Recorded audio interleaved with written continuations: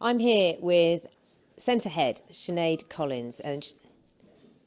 Okay, we just need you to be quiet just for about 4 minutes, if that's okay. Thank you. I'm here at Maggie's in Manchester with Centre Head, Sinead Collins. Sinead, it's been an amazing week for shining a light on cancer. What work do you do here?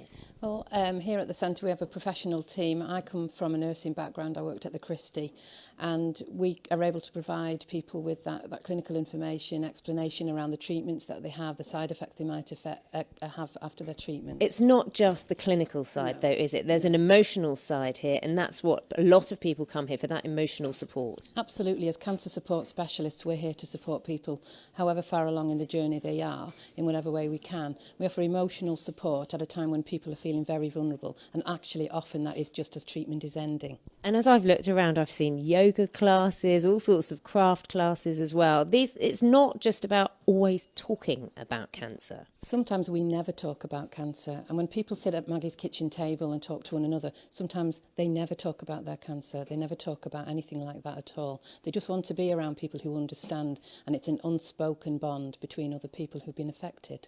One of the aims this week was making sure that, or trying to make sure that cancer doesn't become the C word. Yeah. Your thoughts on that? Well, yes, I mean, it's affecting so many of us. It's impacting on so many members of so many families.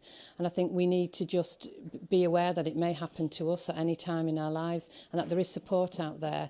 There's no point in hiding about it. There's no point in not going about your symptoms, no point in delaying. Go sooner rather than later, and let us help you. Sinead Collins, thank you, and good luck with the work you're doing here. Thank you. Do you want me to introduce Let's go and introduce the guests. Yeah, let's go and have a chat to the guests as well. Oh, Chris, your surname? Hallinger. Did I say Hellinger earlier? I think. And Morale, Nicola Morale. Huh? Kiss my ass. Yeah, it was kick my ass on the bloody thing. I got it. And Steve, okay. Chris, kicking your ass, no. Chris Hallinger. Yes. Hallinger. Here we go. All week we've been shining a light on cancer on BBC News, and with me now are three people who've been diagnosed with cancer, and we can hear their stories. Chris Hallinger, Nicola Morale and Steve Hewlett. Thanks very much for being with us now. Chris, your story. I have stage 4 breast cancer. So I was diagnosed when I was 23. So I've been living with it for almost 8 years. And wasn't checking my boobs, didn't know I could get breast cancer, and subsequently diagnosed really late and told, I was too young for it, which was really silly. And now I spread a lot of boob love and encourage people to actually get to know their boobs, get to know the signs and symptoms, so that they can get through the system, get diagnosed at an early stage and get treated, get cured, live and get on with their lives. That's what we want for everyone. Sounds like a fabulous plan. Nicola. Morning. Morning, your story. I was diagnosed with bowel cancer 3.5 years ago. I'm now, it's now spread to my liver, so I'm classed as terminal. If you listen to the expert, should have been dead last week. Decided about a year ago I was going to write a blog about the honest truth of what it's like to have cancer, and as a mother of a little girl, talking about the emotional sides as well as the physical side, and also wanted to reach out and help people and raise awareness. Talk to them about how they can take responsibility for what they eat, for the toxins they're putting in the body, because that all helps in the reduction of the disease. And Steve Hewlett, you've been talking to us as well throughout the week. Tell us what's happening with you. Well, I was diagnosed last March. I was diagnosed last March with stage 4 cancer of the esophagus. The tumour is located where the esophagus joins the stomach, which sort of complicates everything. So it's a gastric cancer, but it's in both places. It quickly emerged very early on that it had spread to the liver and the lymph nodes, and as a result it's not an operable case. So they no longer talk about cure, they talk about palliative chemotherapy and various other palliative regimes, if you like. And the idea is to extend my life as far as it might go. No one knows how long that is. Could be weeks, could be months, could be years, could be a lifetime. But most importantly, to kind of work on to improve quality of life, in the meantime.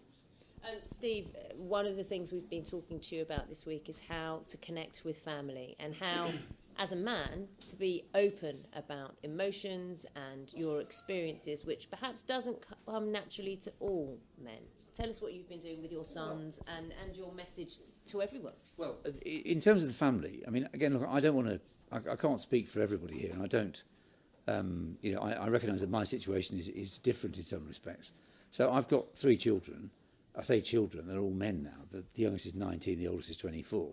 Now, that I can easily see that trying to tell someone who's 5, 6, 7, 8, 9, 10, it may be a different game, and there may be different considerations apply.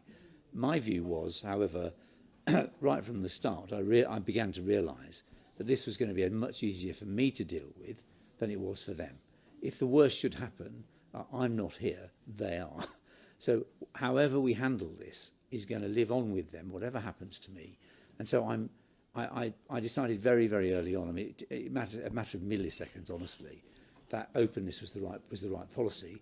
It means they're not walking on eggshells.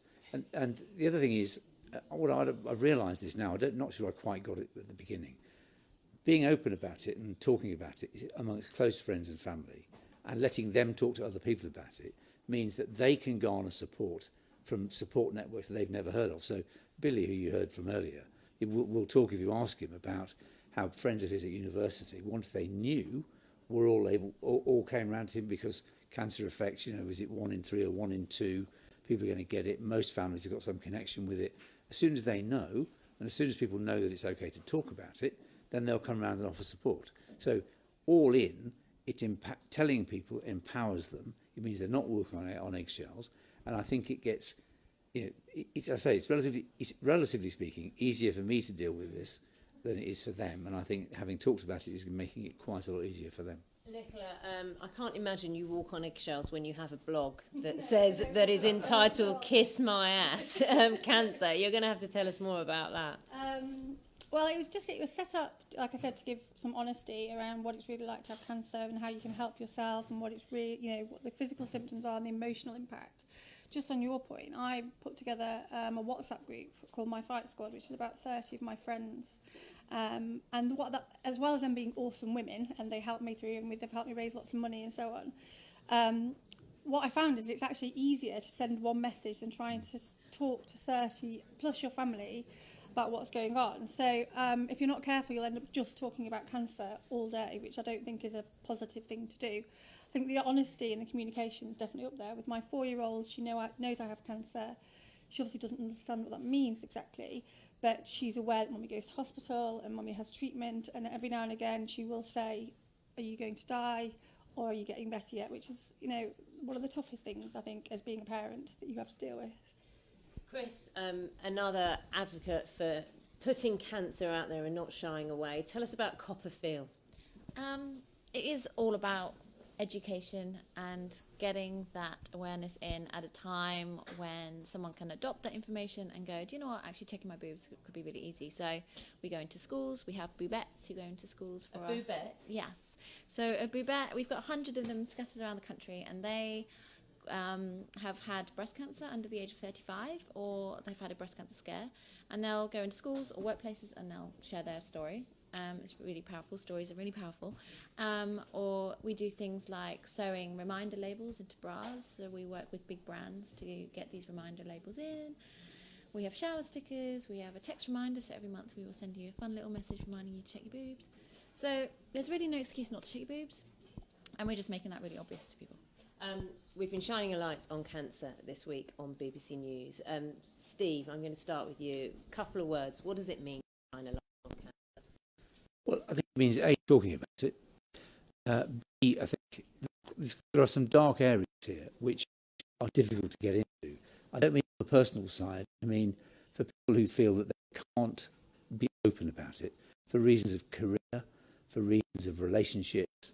There are still some really deep-seated taboo subjects here, which the only way this is going to be resolved is more talking about it, so that people start to get sight of the places we need to go. I say particularly in relation to careers, people thinking, if I tell anybody, I'm not going to get the deputy manager's job.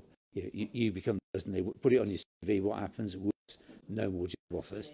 In relationship terms, people clearly feel, and there is direct evidence this has happened in some cases, that relates to the diagnosis. But there's an awful long way to go here in terms of normalising and understanding what living with cancer really means. Nicola, Chris, thank you so much for your thoughts, being so honest and just so candid, really. That's what this has been about. It's not shying away from the C word. It's almost not being scared of it and shining a light on cancer.